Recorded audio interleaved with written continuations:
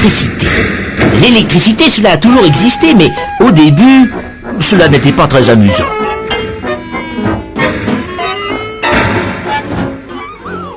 Les gens croyaient que là-haut, dans le ciel, il y avait des mines à électricité avec un sale type qui leur lançait des éclairs.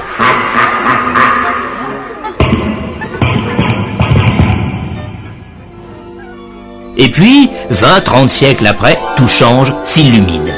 C'est le miracle de l'énergie électrique.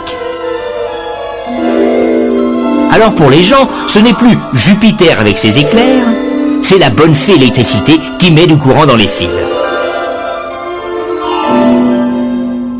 Aujourd'hui, bien sûr, on sait qu'il n'y a pas de fée, pas de mine à électricité, pas de miracle. L'énergie électrique, cela se fabrique. Cela se fabrique dans des usines à électricité, les centrales électriques. D'ailleurs, est-ce vraiment de l'énergie? D'un côté, oui, bien sûr, puisque cela fait de la lumière, de la chaleur. Cela fait tourner des moteurs. D'un autre côté, pas tellement, puisque pour la fabriquer, il faut consommer d'autres énergies.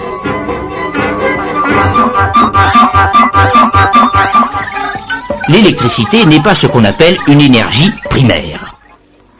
Alors parlons un peu de la consommation d'énergie. Des économistes, des messieurs très bien, ont calculé combien le pays consommait d'énergie primaire par an. Je n'ai pas de chiffre en tête, d'ailleurs cela augmente tous les ans. Mais ce qu'il faut savoir, c'est que les 3/5 de ces énergies primaires sont consommées directement dans les automobiles, les camions,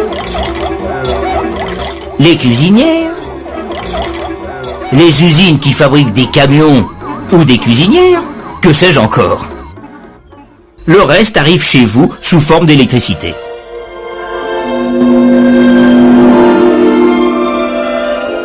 Quand Madame la Française moyenne branche pendant 1 heure son fer à repasser qui a une puissance de 1 kW, elle sait qu'elle a dépensé 1 kWh d'énergie électrique. Mais cela fait quoi exactement en énergie primaire? Si cette électricité vient d'une centrale thermique classique, ce kilowattheure a consommé 250 grammes de pétrole ou 350 grammes de charbon. En fait, 75% de l'électricité est nucléaire et le kilowatt a consommé 22 mg d'uranium à moins qu'il n'ait été produit par l'énergie hydraulique.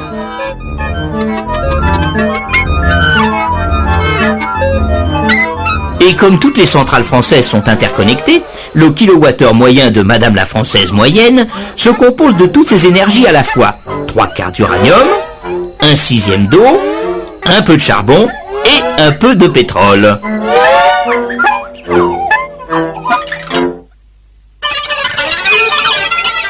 Mais ce n'est pas une raison pour laisser le fer brancher.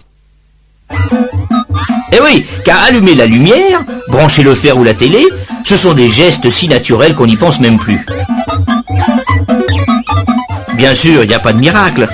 Mais au fond, est-ce qu'on sait vraiment ce qu'est l'électricité ?